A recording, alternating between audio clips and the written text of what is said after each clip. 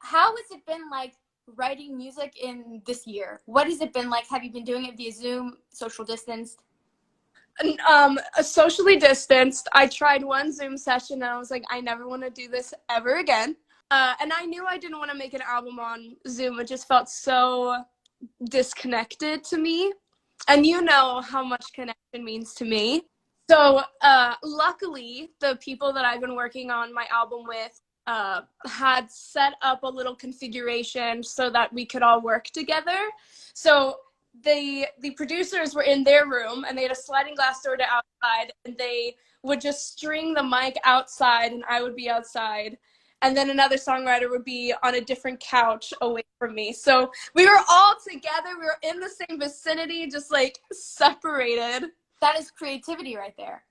It was, and it just shows like how badly we needed to make music and create together, because we were all like, what are we doing? Like, what can we do? And just to be with people that felt just as inspired in such a weird time was really special to me. Have you noticed you've been more inspired creativity, or has it been harder to find that in quarantine? I go in phases.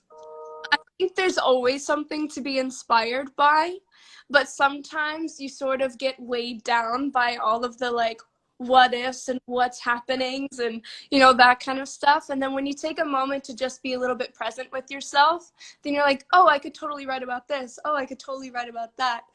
And then you end up doing it. You're like, oh, this is one of the songs I've written in so long. It's crazy, and I feel like we're all feeling that, trying to stay present. How have you been doing that? Has it been watching any shows? Has it been just creating music? You know what? I was never much of a reader before quarantine. I've become like a ferocious reader. Yeah. So my friend I was like, I really want to get into reading, but I don't know what kind of books I would like. And Yeah. he's like, what kind of movies do you like? I was like, well, I like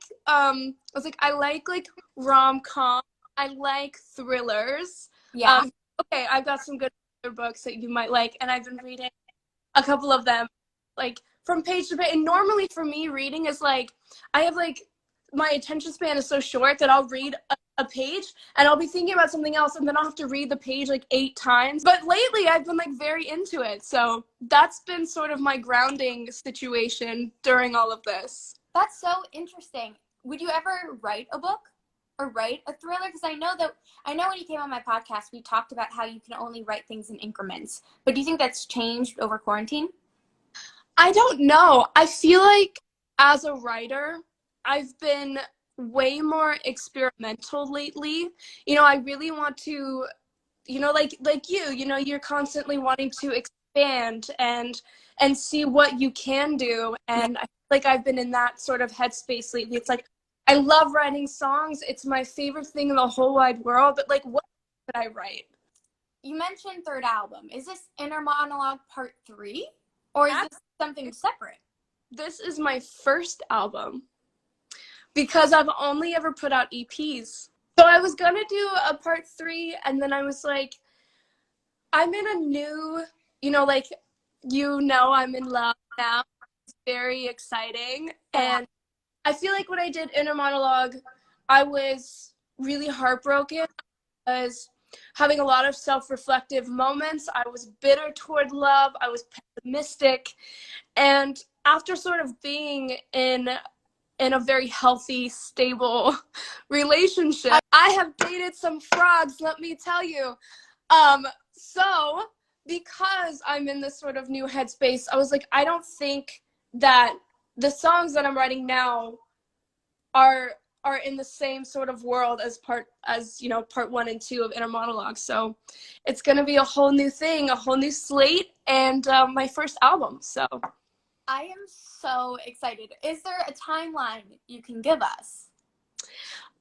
Well, not right now. Okay. I'm hoping my label will kill me if I say a date, but I'm hoping for like possibly spring. Okay, and you know what? I'm just gonna say that would be probably around 2 years since I saw you first live at Inner Monologue Part 1 concert. Time is weird. Oh, I miss tours so much. It's like, it's funny when you're in it, you're like, I want to go home. I miss my family. I miss my puppies. And then when you're away from it, you're like, I miss the hugs. I Yeah. miss people. I miss the tears. I miss the love. I miss hugging people. I miss socializing. Every time I watch something on TV where people are hugging, I'm like, wow, remember hugs? You know, it's the times that we're living in. And I have to ask, is this upcoming album going to be geared more towards what you're feeling in love or what you're going through with quarantine? I think it's going to be more toward what I'm feeling in love. You know, I feel like this whole time weird. I'm trying to focus on things, the small little moments of things that make me happy right now. Because if I don't, I'll get overwhelmed and I'll get buried in all of these things that I can't control.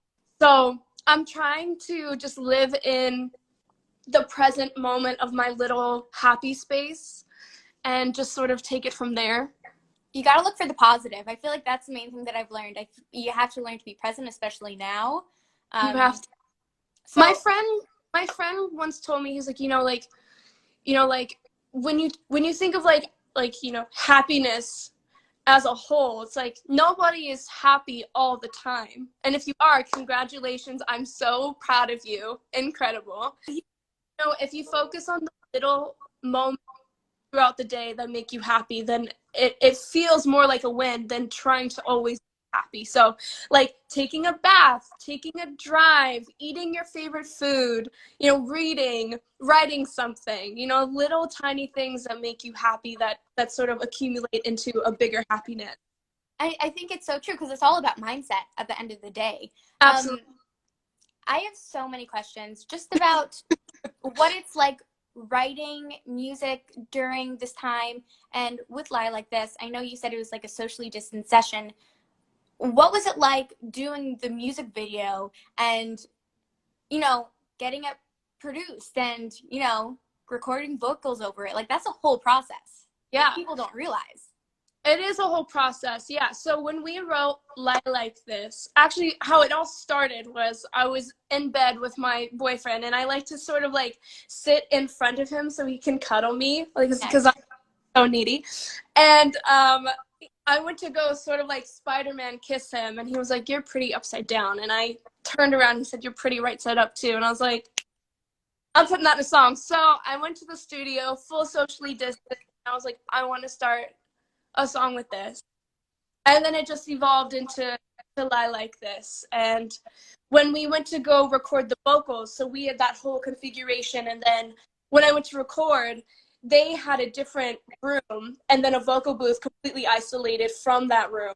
So I would just walk into the room, right into the booth, and they'd already be set up in their other room. So we literally didn't have to touch or like see each other. We were like, cool, all right, let's start. Record the vocals that way. And then when we did the music video, everyone has to get tested the morning of.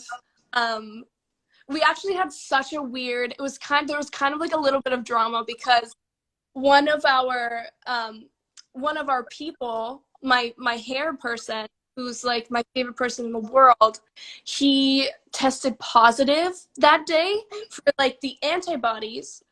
And so everyone was freaking out. They're like, he can't come on set, like blah, blah, blah, blah, blah. We're all like, what is happening? So he had to leave and go get a different test somewhere else. Because just because you have the antibodies doesn't mean it's presently in your body. He had to leave and go get tested. It was 105 degrees. He was outside. He was sweating. He was so nervous. And then the test came back negative, and then we could all finally get to work. But it was like, if he couldn't be there, we'd have to like find somebody else. But yeah, everything was socially. They have these people now called COVID compliance officers. Oh. Make sure that everyone is distanced, everyone's following protocols. Like even if you test negative and you see your friends, like my band members, for instance, not on the music video, but for something we had to film this week, I get to see my bandmates finally, and I hadn't seen them in so long. I think, okay, your music video, the the vibe might be the right word. The color scheme, it's so different from Inner Monologue. How did you choose this? Was it just in your head? Because I know some people, when they write music, they have that, this is what the cover, this is what the album like art is going to be. Was that like a process for you, or you're like, this is it? It was and it wasn't. When I wrote Lie Like This, I knew that was really different from what I had done previously. It was the first time I had written something where I felt sort of sexy and confident, and I really wanted to portray that as much as I could. And red was always a sort of color theme that I had seen. It's empowering. It's the color of love. It's the color of passion. And I really wanted to incorporate that as much as I could in the Lie Like This sort of rollout. And I've always been obsessed with 50s, 60s culture. I mean, classic movies are my favorite thing of all time. I've always just wanted to have that be present in something that I got to do, and it just felt like the right time to be able to get to do it.